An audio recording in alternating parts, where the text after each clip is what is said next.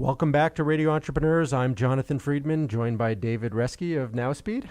Thanks for being here. Our pleasure. I should probably mention that we're in the offices of NowSpeed, and thank you for hosting Radio Entrepreneurs today. It's always great to have lots of entrepreneurs here. Absolutely. And our next entrepreneur up is Mike Brown, Mike of D Nash.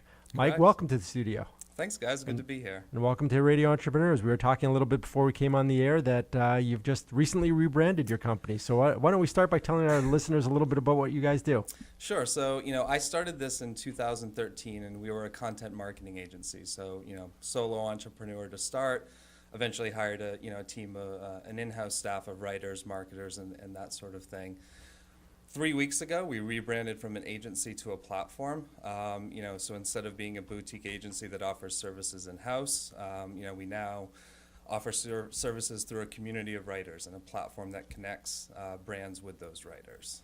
Fascinating. So really extending your reach globally to anybody who's interested in being on the content providing side, part of your platform, and then people in need coming to the platform as well. I suspect that's the way it works. Yeah, correct. So as an agency, we really focused on B2B tech companies, writing blog posts, white papers, articles. Now the way the platform is set up, we can really help any brand, any agency deliver content for themselves and for their clients. So Mike, that's a pretty radical change in your business. Yeah. What drove you to that? What motivated you to make the change? Couple things. Part of it, we discovered that, the need for content is highly variable.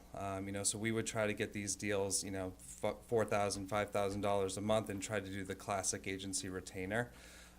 We struggled with that, full disclosure, it was not a successful approach for us just because some months a brand would need, $10,000 worth of content and then they wouldn't need anything for 3 months. So the market was really telling me okay, this needs to be a variable cost business.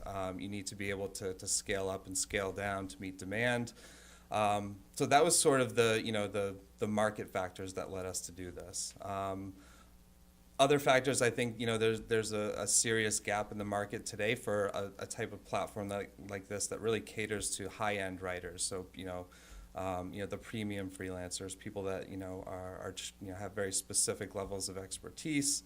Because that's where we saw that brands were looking for those types of writers and not necessarily writers that would work for the lowest amounts. I think what we've done is make this platform. The platform actually makes content creation easier, and so that's one part of it. The other part I think is that we've removed most of the incentives for writers to go around the system. So, in a platform like this, the workers tend to want to go around it because they're getting nickel and dimed on fees. They're either, they're getting 30%, sometimes higher percents taken out of the total amount. Whereas if a writer on our system agrees to do a piece of content for $150, they get $150, and they're going to get paid straight to their bank account with no fees taken out. Brands don't have to invoice. It's all sort of organized right there in the platform. So for us, the focus had always been on quality. If this platform can deliver quality content, people won't want to leave.